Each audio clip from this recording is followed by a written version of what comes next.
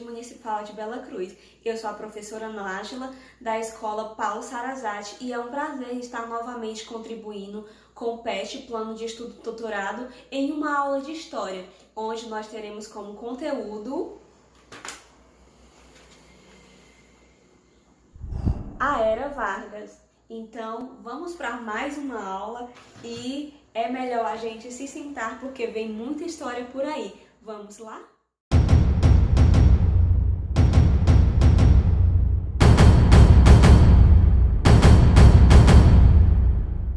Então, a Era Vargas, ela mudou a história do Brasil radicalmente, mudou a história do Brasil para sempre. Mas antes de eu dar um spoiler do que foi a Era Vargas, vamos voltar um pouquinho.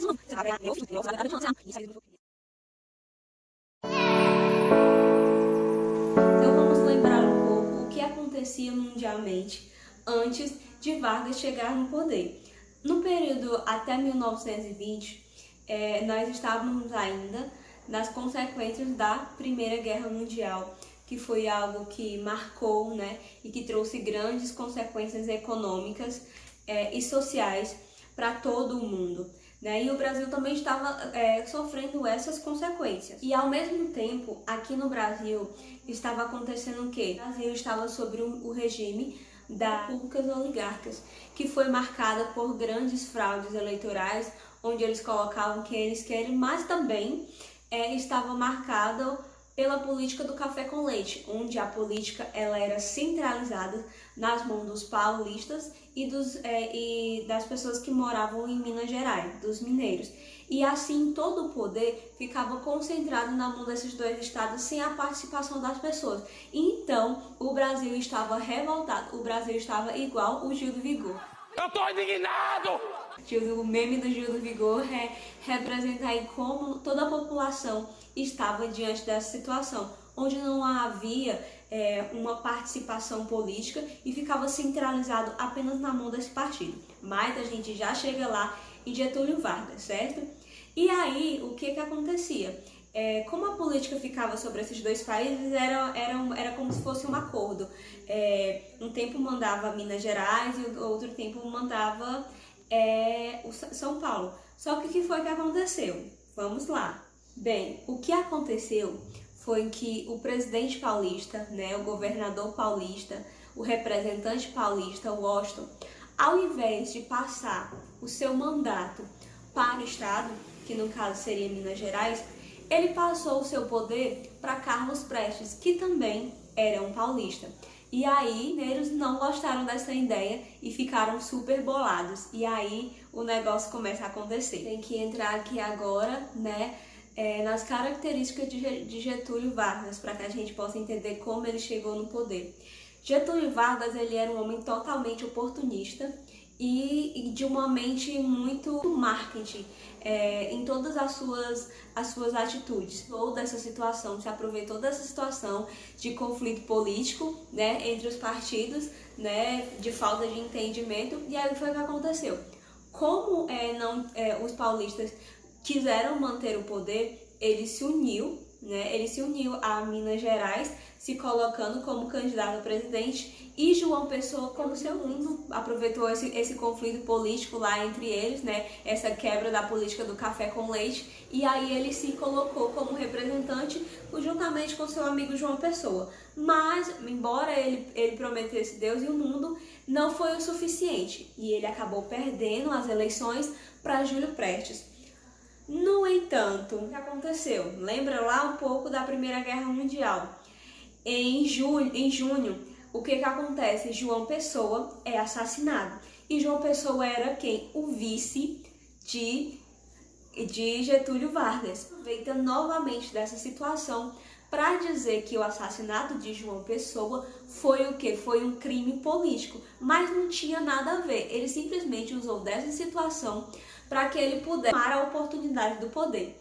E foi então, em que os militares com medo de uma segunda guerra, né? Porque a gente sabe muito bem que depois da Primeira Guerra Mundial todo mundo ficou atemorizado e exausto emocionalmente do desgaste emocional da Primeira Guerra, então eles não queriam nem pensar em uma Segunda Guerra Mundial. Então, pensando nisso, o que foi que os militares deram o golpe de Estado, colocando quem? Getúlio Vargas no poder. Então ele se aproveitou dessa situação, fez um drama danado e tentando, acusando, né, o Washington, acusando o governo paulista sobre a vida do seu vice, que era João Pessoa. E aí os militares acabaram dando o poder, né, dando esse golpe de Estado a Getúlio Vargas. O golpe tá aí, cai quem quer. O golpe tá aí, cai quem quer.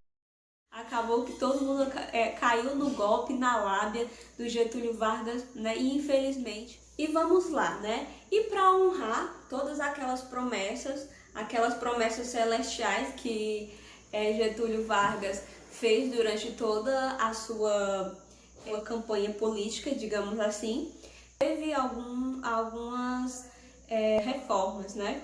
E assim que ele chegou no poder, o que ele fez foi tentar centralizar o poder para quem estava governando. As frases que definia esse período político, né, e o governo de Getúlio Vargas, que há muito poder privado e pouco poder público, aliás, que eu queria dizer, né? Porque quando o Getúlio Vargas chegou, era como se houvesse um governante em cada estado. E isso fragilizava o poder do governante, o poder do presidente. Então, quando ele chegou, ele mudou toda a Constituição, né, das oligarquias e agora sim uma nova Constituição. E nessa Constituição, centralizava o poder na mão do presidente e aí ele elegeu representantes, né, para esses estados, como se fossem os senadores hoje. Certo? Ele elegia. E aí, como um prêmio de consolação em forma de retribuir os que os militares fez, que foi dar o golpe de Estado e colocar ele no poder, ele pegou esses militares e colocou como seus representantes nos estados. Era uma forma de ele centralizar, ou seja, aquelas pessoas ali só iriam fazer o que fosse de aprovação dele. Só recapitulando, para que a gente possa entender melhor, o período da Era Vargas pode ser dividido em 3 fases, que é o que a gente está vendo agora, o período provisório, que aconteceu de 1930 a 1934, que foi o conhecido governo provisório que a gente está vendo agora. Logo depois veio o governo constituinte, que foi de 1934 a 1937.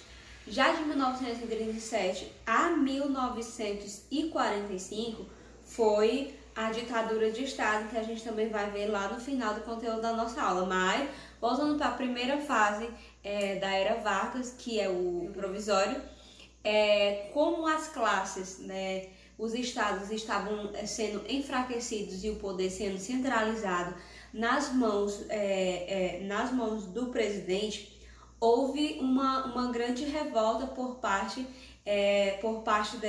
dessas classes. Por mais, né, que, como a gente sabe, Getúlio estivesse no poder por uma situação de golpe, por ele ter conseguido dar o golpe, né, através das suas artimanhas, e as suas ideologias não terem sido tão aceitas quando ele foi candidato e pôde chegar ao poder desta forma.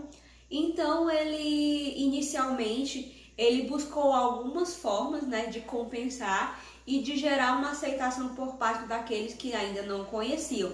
Foi então que ele tentou fazer algumas coisas, das quais eu já relatei algumas e irei estar relatando outras, do que ele tentou para poder melhorar, né, ou poder melhorar sua imagem diante das pessoas, né, fazer a imagem de um bom moço, de um líder que veio para dar vida pela sociedade, né? E uma das coisas que ele fez inicialmente, como falei, foi a questão da mudança da Constituição, tirando o poder lá dos estados e centralizando o poder centralizando o poder no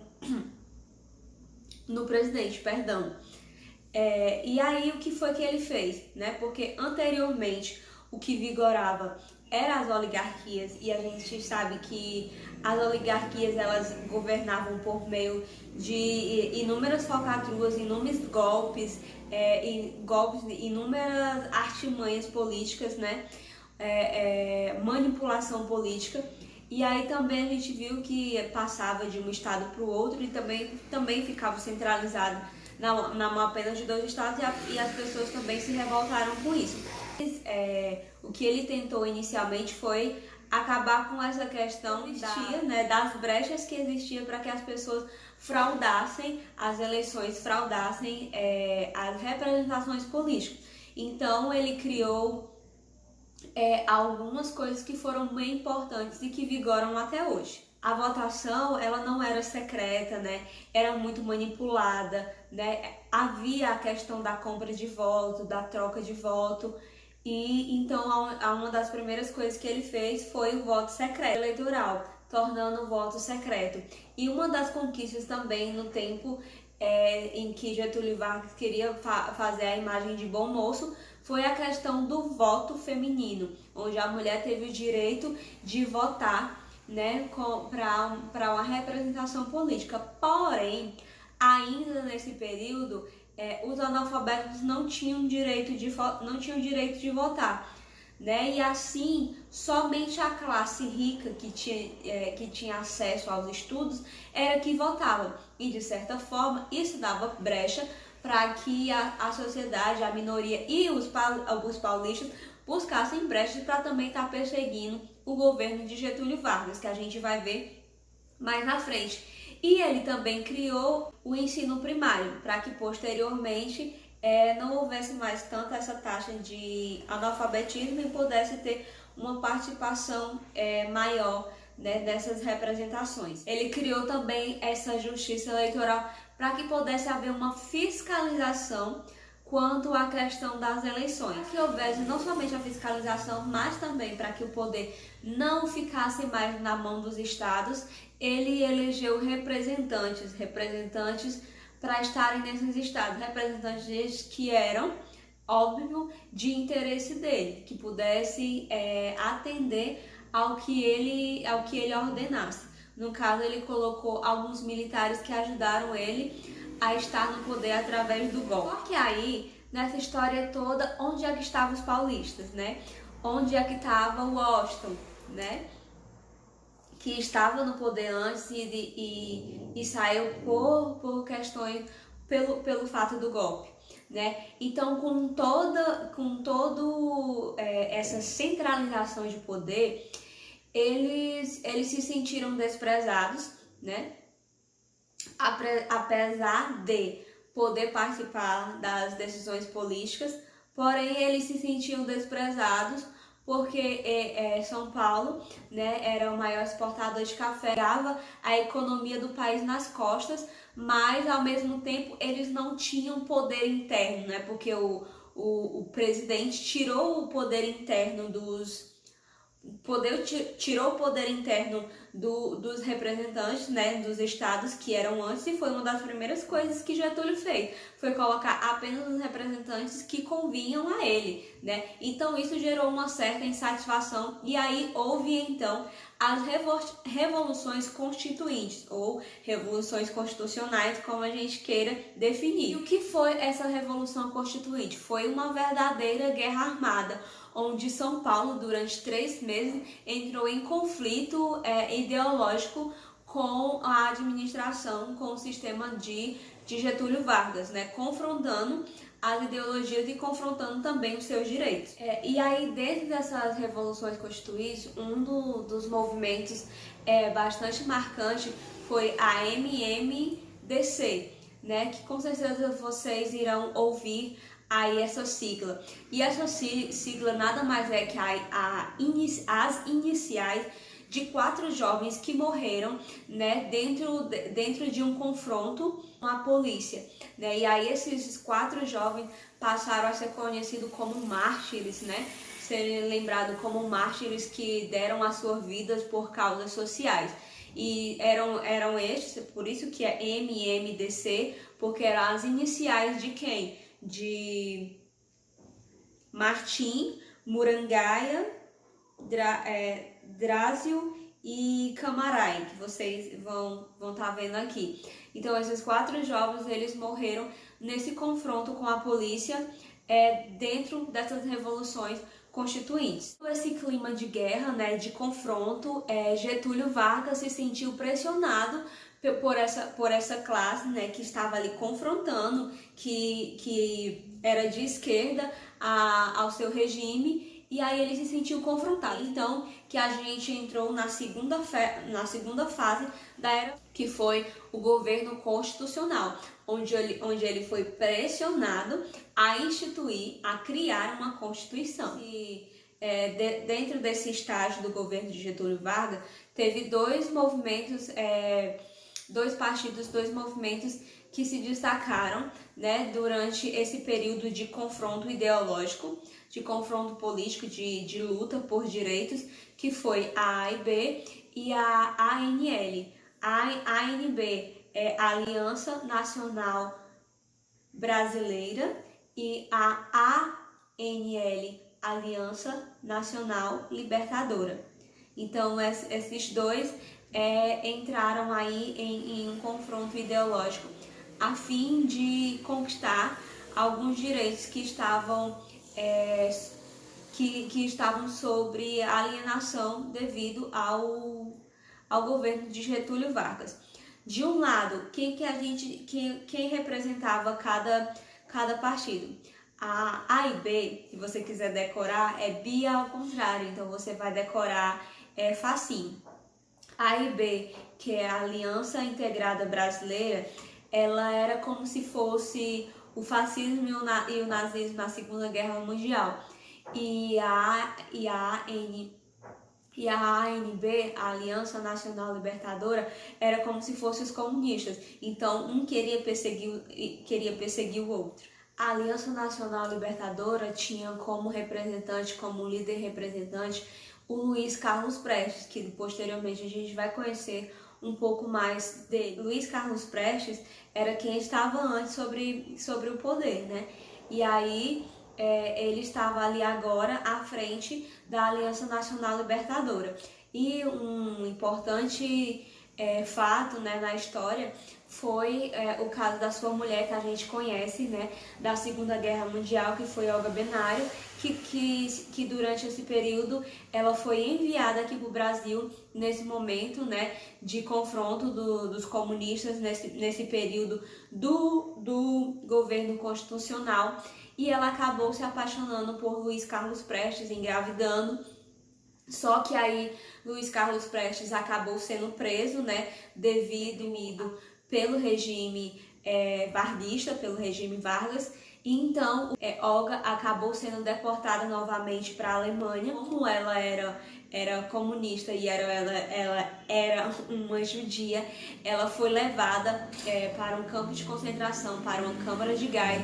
Ela teve a sua filha e acabou sendo morta em uma câmara de gás. E posteriormente, a avó paterna dessa criança, né, a mãe de Luiz Carlos Prestes, acabou resgatando, né, a filhinha de Luiz Carlos Prestes, que nasceu praticamente dentro de um campo de concentração, quando sua mãe perdeu a vida por ser judia, já que era tão reprimida pelo nazismo, por Hitler, né? E assim, né, a Aliança Nacional Libertadora sendo um movimento totalmente reprimido por Vargas, né? E foi aí, então, que Hitler resolve dar mais então o plano Kohlen, né? Que até mesmo na definição existe uma estratégia. Como eu falei, Vargas, ele era muito estrategista, então em cada passo dele, em cada atitude dele, existia uma intencionalidade, mostrar, né, e simbolizar o seu pensamento. E então foi que Vargas entrou em rede nacional para anunciar, né, que a Aliança Nacional Libertadora, né, por ter uma maioria ali de participação comunista, ele inventou, posteriormente foi descoberto, né, que nada se tratava nada mais se tratava do que uma invenção de Vargas para que ele pudesse realmente dar mais um golpe, né, e pudesse filmar com a sua imagem de bom moço. E aí ele inventou que os comunistas estavam com um plano de um ataque contra famílias, um ataque, e caluniando, né, esse movimento que buscava representar uma minoria. E aí as pessoas ficaram com medo, né, das ideias totalitaristas já vistas da Segunda Guerra Mundial. E aí foi então que ele conseguiu dar o golpe, trazendo essa imagem, a verdadeira cara da ANL e se mostrando como salvador da pátria. Não, eu vou proteger o meu país, eu não vou deixar ninguém atacar vocês, a gente tem que expulsar eles daqui, a gente tem que acabar com isso, né? E aí, se eu continuar no poder, vocês continuarão protegidos. E embora reprimida, e embora perseguida, né, e embora censurado, ele continuou no poder através de mais uma mentira, através de mais um golpe. Foi então, né, que ele foi pressionado a criar uma constituição, né, e ele deu nome a essa constituição de Constituição Polata. O que na verdade queria dizer essa expressão? Polata era o nome dado às antigas prostitutas aqui no Brasil. Então ele considerava, olha a analogia, a comparação que ele fazia à Constituição, né, a nova Constituição que ele estava apresentando, ao termo que ele utilizou. E ao mesmo tempo ele fazia referência e tinha como inspiração a Constituição da Polônia e também as ideias totalitaristas da Alemanha. Então esse foi o nome que ele deu como inspiração, e como sempre falo, né, ele sempre tinha toda uma estratégia, todo um marketing por trás de cada atitude. E após isso, ele declara o estado de sítio. O que era esse estado de sítio? A partir de agora, todas as decisões estavam centralizadas na sua mão. Tanto o poder legislativo, executivo e judiciário estavam centralizados nas suas mãos, e o que gerou grande revolta. De 1937 a 1935, nós definimos a ditadura do Estado Novo, onde ele é a Constituição brasileira.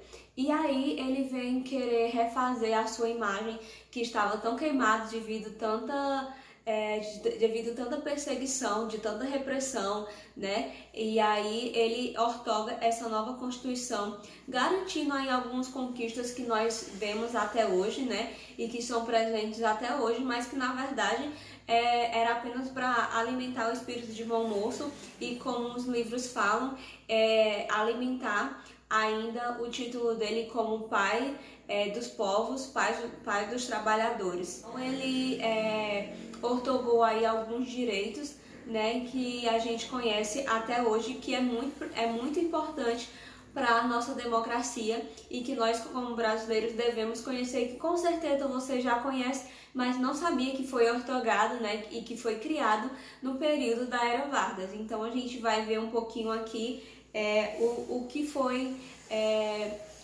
quais foram os direitos conquistados, os direitos ortogados no período da ditadura do novo Estado.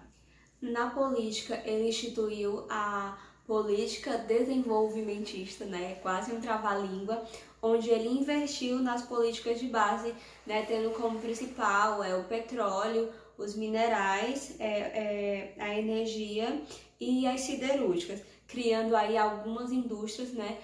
Então ele investiu bastante na indústria, até porque a gente vai entender posteriormente que ele tinha recursos para estar investindo no Brasil. Outra conquista foi a questão do salário mínimo, ele fixou o salário mínimo, e aí temos aí também algumas leis trabalhistas, algumas conquistas de lei trabalhistas, e que nós vemos até hoje e que é tão fundamental para a exerção do nosso trabalho, né, para a exerção do nosso direito de cidadão. Então, Getúlio Vargas veio a contribuir, né, criando a educação pública, e na saúde ele também esteve criando a saúde pública. Algumas das conquistas presentes nessa nova Constituição da ditadura do Estado Novo são o investimento que ele fez nas indústrias, principalmente nas indústrias de petróleo, nas indústrias de minerais, siderúrgicas e energias, né? Algumas das empresas que a gente conhece hoje foram criadas, né, como o Vale do Rio Doce, e entre outras, que vocês vão estar conhecendo um pouco mais. Ele criou o Senai, o Senac, as leis, uma das conquistas das leis trabalhistas foi a questão da previdência social, a fixação do salário mínimo, da carga horária de trabalho, né? E também a iniciação sindical, onde sindical por profissão, por exemplo, hoje o sindicato dos professores que nós conhecemos, que há pouco tem eleições aí para o sindicato, foi algo já lá desde o tempo de Vargas, para que as pessoas pudessem reivindicar os seus direitos. E também foi criado a CLT, que era para fiscalizar se os patrões realmente iriam cumprir os direitos de cada trabalhador. Foi então que a gente conheceu a carteira de trabalho, que vocês futuramente irão fazer, e com certeza os pais de vocês têm, né? A carteira de trabalho e aqui a previdência social. E aqui na primeira folha a gente vai ver, vou estar mostrando para vocês aqui do lado, de forma ampliada, onde diz assim: essa carteira de trabalho CTPS é instituída pelo presidente Getúlio Vargas por intermédio do decreto e posteriormente reformada por outro decreto que aprovou a CLT, né?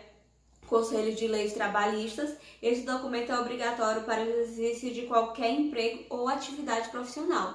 Então, esse documento aqui tão importante para a nossa atividade profissional foi criado na época de Getúlio Vargas para garantir alguns direitos trabalhistas, mas como a gente viu, era apenas uma forma de ele estar conquistando aí a simpatia do povo, porque ele acreditava que se ele estivesse agradando o povo, consequentemente, ele poderia estar continuando no poder. Também criou o que a gente teve agora nesse mês, que foi o Dia do Trabalho, dia 1º de maio, né? E para todas essas conquistas que ele fez durante esse período, a terceira fase da administração do Getúlio Vargas, ele sempre fazia toda aquela divulgação, todo aquele marketing por trás, né, de cada movimento, de cada conquista, de cada lei trabalhista, para que viesse alimentar a lei de Salvador da Pátria, né, que ele tanto queria. Depois de tudo isso, né,